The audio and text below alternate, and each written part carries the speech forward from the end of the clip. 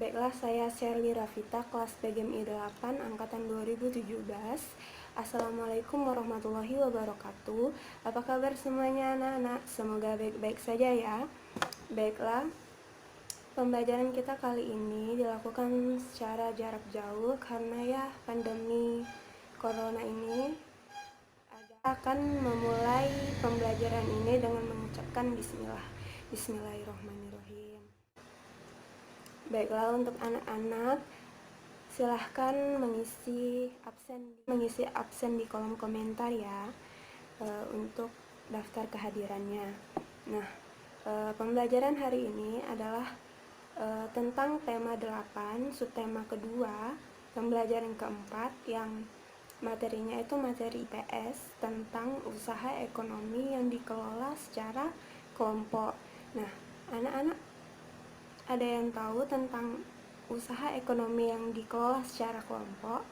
Kalau tahu, tulis di komentar ya, nanti ibu catat namanya, akan jadi nilai. Usaha ekonomi yang dikelola secara kelompok itu artinya usaha ekonomi yang dikelola bersama-sama, baik dari modal, pengelolaan, ataupun untungnya.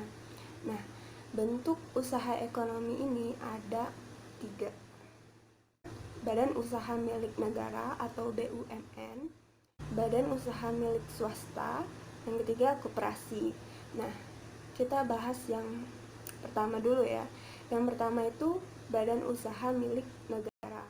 Nah, badan usaha milik negara atau BUMN atau perusahaan negara adalah sebuah perusahaan yang seluruh atau sebagian besar modalnya dimiliki oleh negara. Terdapat badan usaha milik daerah atau perusahaan daerah. BUMD merupakan perusahaan yang seluruh atau sebagian besar modalnya dimiliki oleh pemerintah daerah. Koperasi yang berkembang di Indonesia.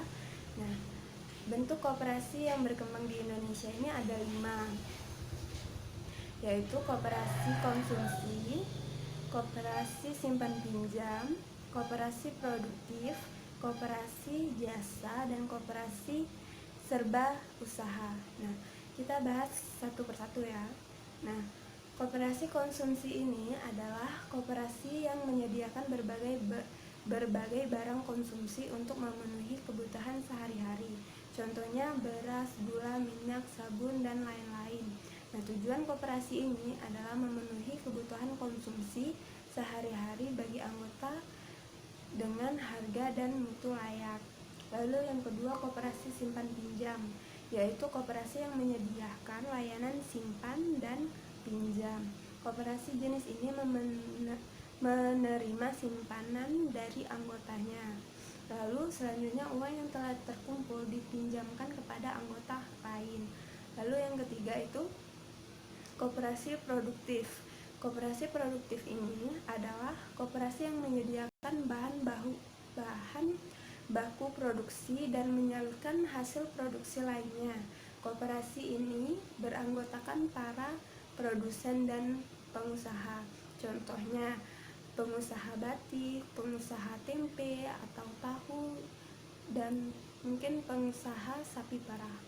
Lalu koperasi yang keempat, koperasi jasa ini adalah koperasi yang menyediakan layanan atau jasa tertentu bagi anggotanya. Lalu yang terakhir adalah yang kelima adalah koperasi serba usaha. Koperasi serba usaha ini adalah koperasi yang mengelola berbagai jenis usaha, misalnya menyediakan barang konsumsi, simpan pinjam, menyediakan bahan baku, dan menyalur hasil produksi. Contohnya itu KUD atau koperasi unit desa. Nah, memberikan kalian tugas, dan tugasnya itu membuat peta pikiran sederhana tentang materi yang ibu sampaikan tadi, yaitu tadi tentang usaha ekonomi yang dikelola secara kelompok. Nah, ibu ada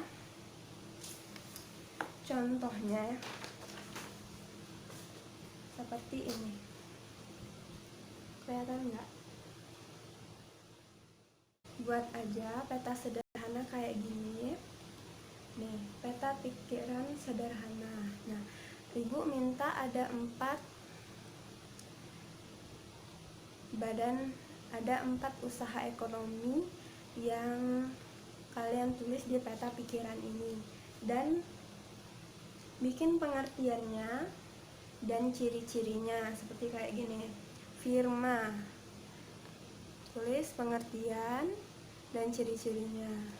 Lalu persekutuan komander atau visi, lalu ditulis pengertian. Kalian tulislah pengertiannya apa, ciri-cirinya apa. Lalu koperasi, pengertiannya apa, ciri-cirinya apa. PT, pengertiannya apa, ciri-cirinya apa. Lalu jika kalian sudah, kalian foto peta pikiran ini lalu kirimkan ke WA Ibu ya. Kalian kumpul minggu depan ya. Oke, baiklah. Mungkin sekian saja pembelajaran kita hari ini. Mungkin ada kurang-kurang, Ibu ada salah-salah kata, Ibu mohon maaf kepada Allah, Ibu mohon ampun. Wassalamualaikum warahmatullahi wabarakatuh.